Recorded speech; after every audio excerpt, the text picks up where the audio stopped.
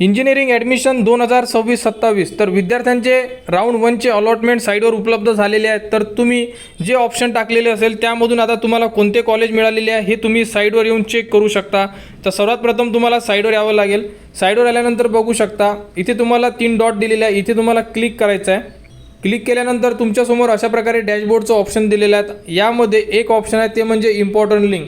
तर यामध्ये तुम्ही इन्स्टिट्यूट वाईज सुद्धा अलॉटमेंट चेक करू शकता। म्हणजे जर तुम्हाला एखाद्या कॉलेजचं जर चेक करायचं असेल की किती विद्यार्थी सिलेक्ट झालेले आहेत तर तुम्ही यामधून चेक करू शकता, किंवा पर्सनली तुम्ही स्वतःचा कॅप राऊंड 1चा result check provisional allotment status CAP round 1 इथे एक ऑप्शन दिलेला आहे ते म्हणजे सेकंड नंबरचं। तर इथे तुम्ही क्लिक करून बघू शकता।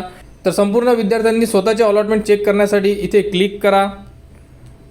क्लिक केल्यानंतर बघू शकता यामध्ये तुम्हाला तुमचा ॲप्लिकेशन ID जो तुम्ही आतापर्यंत यूज केलेला आहे किंवा मेरिट लिस्ट चेक करताना सुद्धा तुम्हाला तो लागलेला होता, तर तो ID इथे इन्सर्ट करा, तुमची जन्मतारीख टाका आणि सबमिटला क्लिक करा।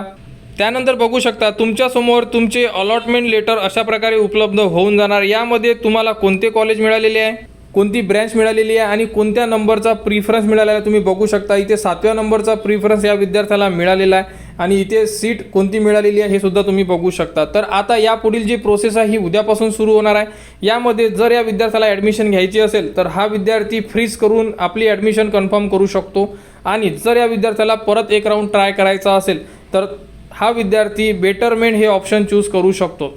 जर बेटरमेंट हे ऑप्शन जर चूज केलं तर हा विद्यार्थी त्यांना जे कॉलेज मिळालेलं आहे हे कॉलेज रिझर्व ठेवून पुढील राऊंडमध्ये ट्राय करू शकतात, आणि जर त्यांना ॲडमिशन घ्यायची असेल तर ते फ्रीज करतील, 1000 रुपयाचे चालान पेड करावं लागेल आणि उद्याला ते ॲडमिशनला जाऊन आपला जो प्रवेश आहे हा निश्चित करू शकतात।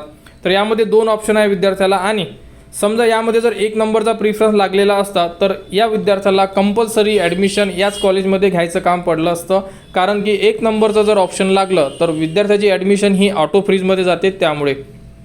तर अशा प्रकारची ही अपडेट आहे। तर उद्यापासून ॲडमिशन प्रोसेस सुरू होणार आहे। 3 दिवसामध्ये तुम्हाला तुमचा जो प्रवेश आहे हा ज्या कॉलेजला नंबर लागलेला आहे त्या कॉलेजला जाऊन निश्चित करायचा आहे। तर अशा प्रकारे तुम्ही तुमचे अलॉटमेंट लिस्ट चेक करू शकता। तर लवकरात लवकर आपले अलॉटमेंट लिस्ट चेक करा। काही अडचण असेल तुम्ही कमेंट्स करू शकता।